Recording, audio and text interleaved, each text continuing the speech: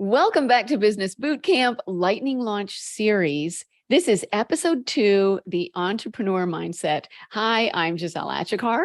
And I'm Claudia von Boeselager.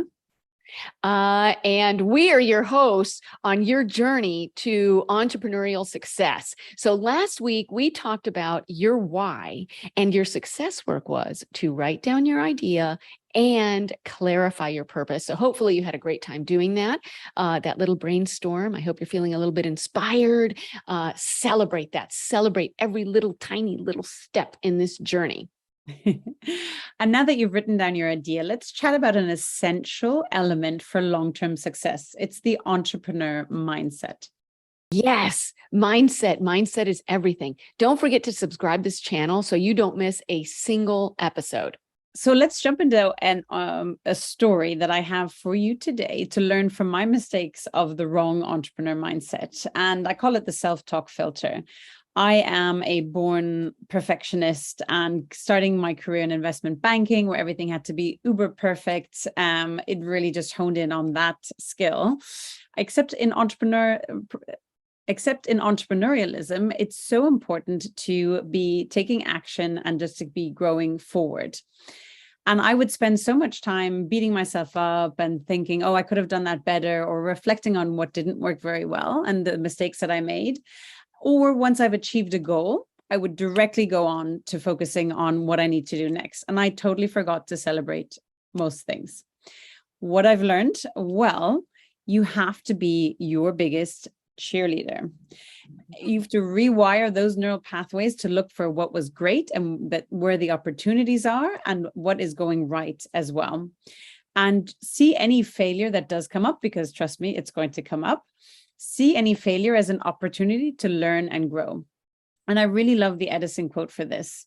He says, I have not failed 10,000 times. I've successfully found 10,000 ways that will not work.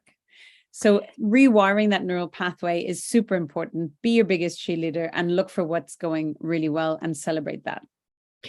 Yes, well, I have had those 10,000, successful ways of finding things that won't work. My story for today is about Achecar, which was my 100% passion project, the thing that I loved most in the world and still to this day absolutely love, and pains me greatly that it was one of those 10,000. So the long and short of it is, Achecar failed. I dissolved the company for a lot of reasons. And one of the biggest was that I did not shift with the marketplace. And that's because my mindset was stuck in where I started with the company, but the digital landscape was shifting so quickly that I needed to have, be nimble enough and flexible enough of thought to shift with it and to make decisions that were going to iterate on what it was and move forward. So, cautionary tale, right? You have to know your business, you have to know your industry, and you have to have enough confidence in yourself and in your gut and in your insight to shift as your industry and the landscape in your marketplace shifts. So it's not just about having all that passion, purpose, and perseverance, but you've also got to have self-confidence. And that is part of what we're both talking about with respect to being your biggest cheerleader and understanding your own insights. Yeah, so what is the entrepreneur mindset? Well, it's a way of thinking that allows you to visualize and believe in the impossible. That knowing somewhere in the recesses of your mind that you can confront the unknown and push forward despite the negative thoughts that are going on in your mind. So having that entrepreneurial mindset allows you to believe in your vision and in yourself. As Giselle was saying, the confidence is so important. But also to pick yourself up quickly when you get knocked down, dust yourself off and just keep on going. You need to be decisive. You need to take responsibility for your outcomes. In other words, you need to be a strong leader. Yes, leadership is critical for your business success. So here are a few things of why, your entrepreneurial mindset is so important. Really think about, are you an action taker, right? do you make decisions quickly with imperfect information? Former Secretary of State Colin Powell used to make decisions based on a 40-70, his 40-70 rule, right? He would make a decision. He would not make a decision with less than 40% of the information he needed for it, but he would make a decision once he felt he had 70% of the information. So some numbers to keep in mind there. And then how do you react to a no? Right? You're going to learn from us that a no is a delayed yes. So that's part of that perseverance that you've got to have. So let's look at the 6 essentials to a healthy entrepreneurial mindset. Well, one is knowing your limiting beliefs. It's that self-talk that brings you down, and we all have it, but you need to have that awareness of what is that negative self-talk that's continuously going on in your head. Have that awareness, catch it, and change it. Number 2, be resourceful. Know that it's not about your resources. Obviously, you need them, but really it's about your resourcefulness, which Webster's defines as the ability to find quick and clever ways to overcome a difficulty. So for instance, if your life depended on something, I mean, that's kind of extreme, but just say it did, like getting money, cold calling someone, or no matter what it was that was really, really uncomfortable, would you move heaven and earth to do it? Needs to be a yes, exactly. And this is part of taking uncomfortable action, feeling the fear and doing it anyway. You need to be taking that massive, consistent, imperfect action. Yes, number 4, protect your time. So, getting a no is a delayed yes, but you have to be able to say no. You cannot say yes to everything. And so the lesson here is to prioritize and reprioritize. And be resilient. You're going to receive no's or criticism or questions from family, friends, people you genuinely care about that have no idea what you're trying to do, don't understand why you're doing it, and will have a lot of comments to say so as well. Know that it's coming, and just have that buffer or put on the headphones to filter what you hear. Obviously, advice and feedback is helpful, but make sure that if it's not serving you, that you shut it out pretty quickly as well. Yeah, that's so important. We love our families, but man, sometimes, they get in our head. Okay, and finally, 6, invest in self-care. You got to make time for yourself, because what you're going to want to do, you're so passionate about what's going on that you are going to deplete yourself. You're going to deplete your adrenals.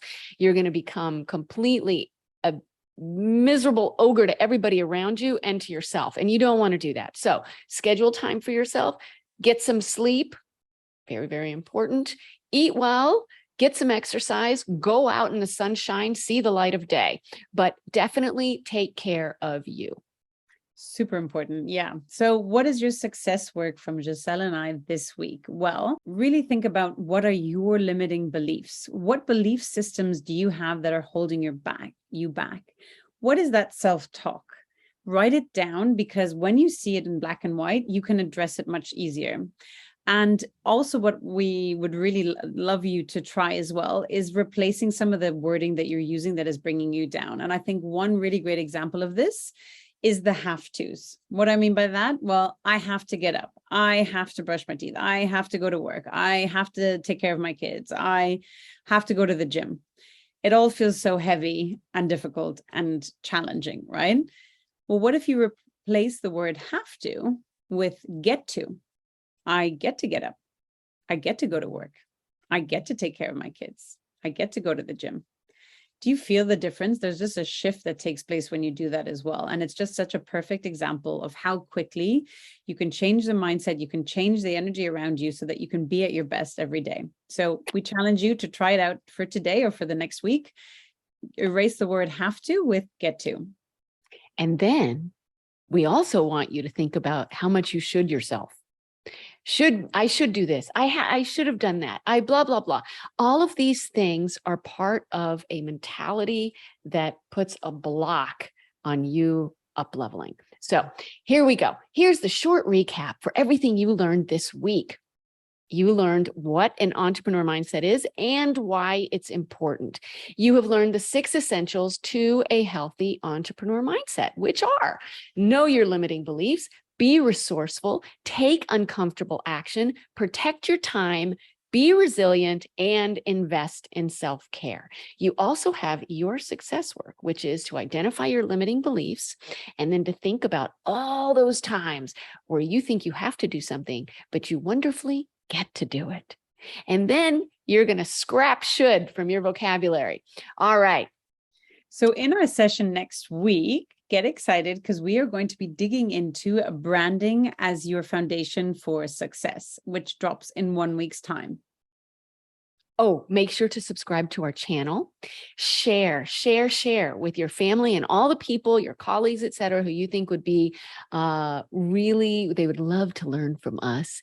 And then we would love to also hear what you found most insightful and helpful about this episode. So put it in the comments. And finally, if, you would like some help from us, please email us at the email in the show notes, and then we will get back to you because, as always, we are here to serve. Thanks so much, and look forward to seeing you next week. Bye-bye. Bye.